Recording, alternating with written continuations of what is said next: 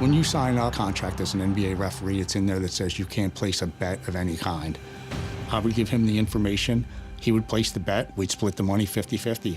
Me and Tim used a secret code, so I knew right away that it was the away team who was going to win that night.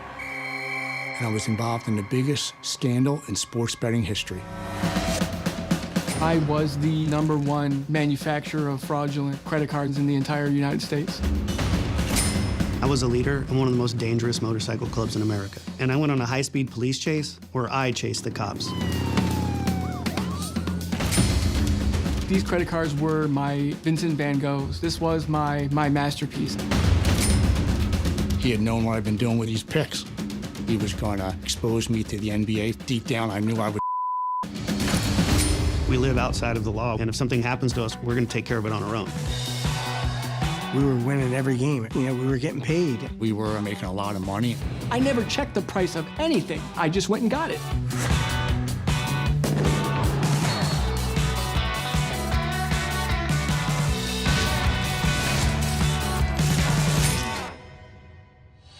My name's John Boziac, and I made roughly $4.2 million producing fake credit cards.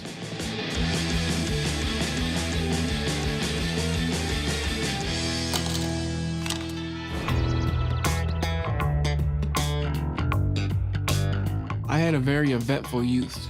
Single mother, you know, my dad was kind of in and out throughout my life.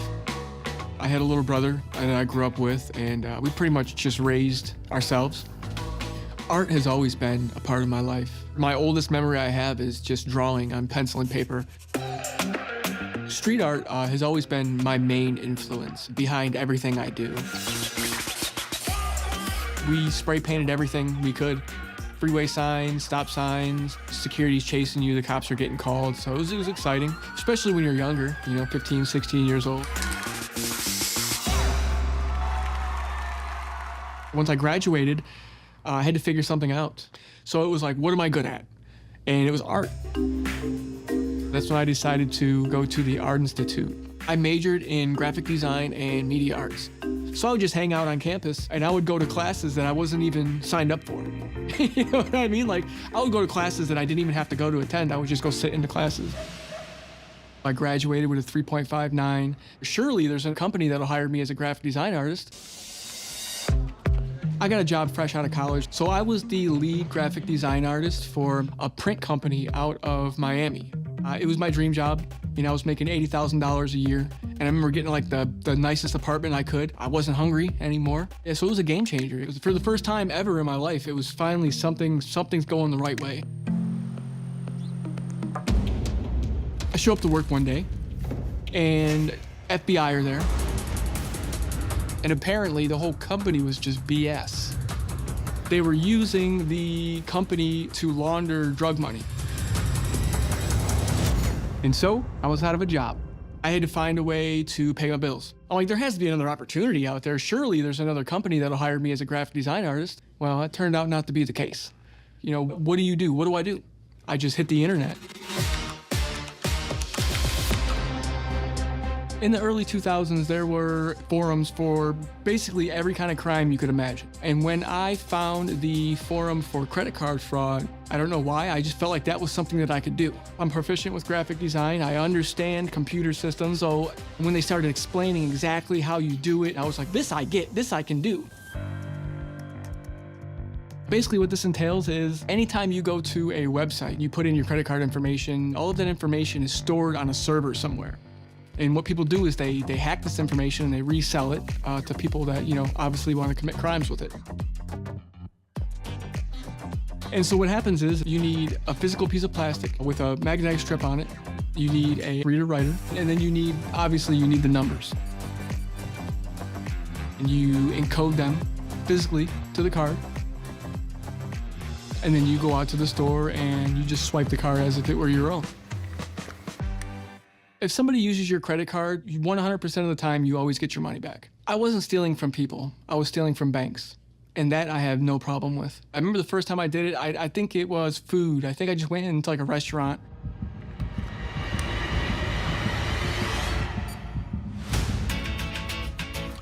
And it went right through, no problems.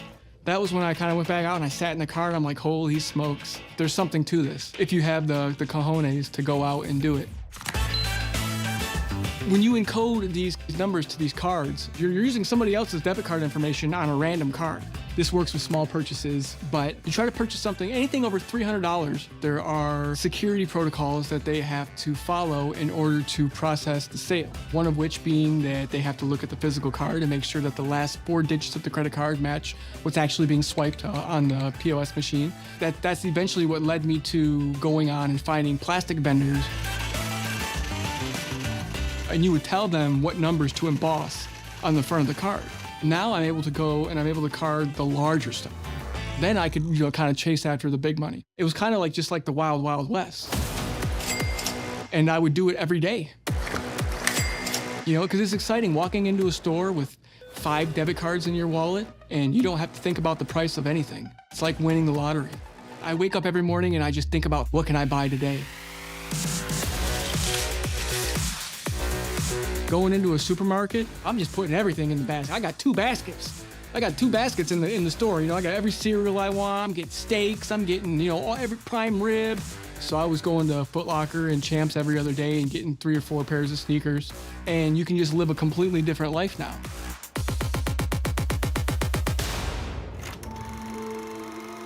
Something occurred to me that I either heard or somebody had told me. It was when the gold miners were out west and they were out there mining gold, and it was the 49ers, everybody was going out there, it was the gold rush.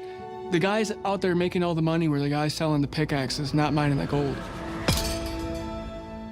For some reason, that little factoid always stuck with me. And I realized that fuck going into a store to swipe credit cards. That's for the peons. The guys who are actually making the money, the kingpins, those are the guys making the plastic. Because I figured if I could just make these cards and sell them, then I could remove all of the risk from myself as much as I possibly could with, maximizing profits. These credit cards were my Vincent van Goghs. This was my masterpiece. I worked harder on making these credit cards than I've ever worked on anything else my entire life.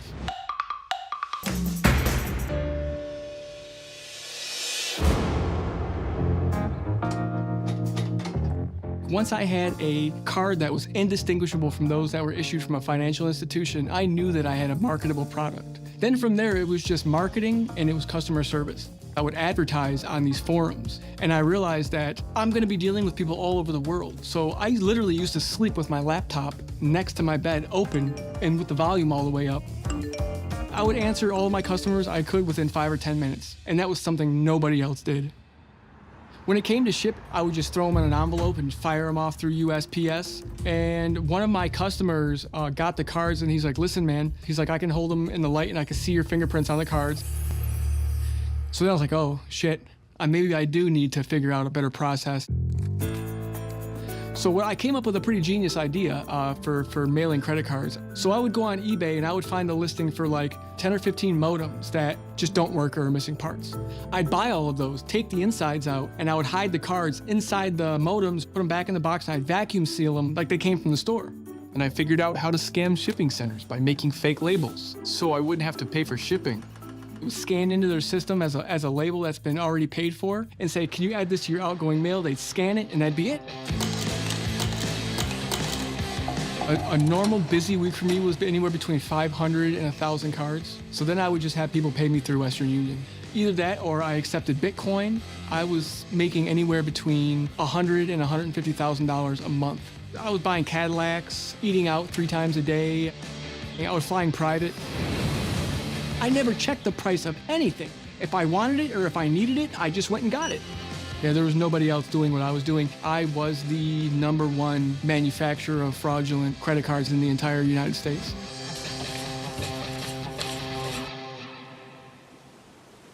I was with a girl. I had met her in Fort Lauderdale. We started dating. And then we had a baby. She wanted to move to South Carolina. And we got a townhouse. I started making cards, printing them. I set up a little lab up there, was printing and sending cards out. But the thing is about South Carolina is that there were only 2 stores to send orders out from. You have to set up a box. So you have to come in with a driver's license and you have to, give them your name. So I just stole somebody's identity. Whenever I had packages come in or I was packages mailing out, everything was always in the name Ryan Pearson. This is the craziest shit in the world. The owner of the shipping store opened one of my packages and went in and found the cards that I was sending out. He contacted the Postmaster General. He contacted the Secret Service. The Secret Service then set up a sting on me. They sent me an email that I had a package at the store where I had my mailbox and to come pick it up. And they just waited outside for me every single day for a week. 8 hours a day waiting for me to pick up my package. I had no idea what was about to happen. I fell right into their trap. I walked right in there with just like it was a normal day. And I gotta give it to the old man. He played it fucking cool. Usually I pick up if something's wrong. Like if somebody's acting kind of weird, like my intuition immediately picks up on it because it's just been a defense mechanism of survival my entire life, is being able to read people within a split second. And I had no idea. Like the old man, it was just like another day, another dollar. And then I go to walk out the door and here come two people walking in, plain clothes, but I seen a badge and a gun. And they were like, Ryan Pearson? And I was like, oh, fuck. And I was like, yeah. And they're like, well, we need to talk to you about what you've been sending out of here. I was like, what are you talking about? Sending out of here. And they're like, listen, we have the package. We have one of your packages you've sent out. We know what's going on.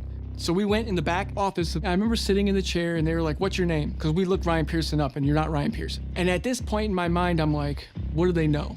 They're like, how long have you been doing? How long have you been sending these cards out? And I minimized. I told them I've only been doing it a couple months.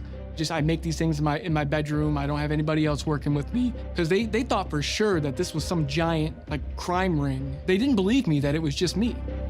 They fingerprinted me and then they had me sign a waiver saying that they could come to my home and search and seize anything that was used in the commission of the crime.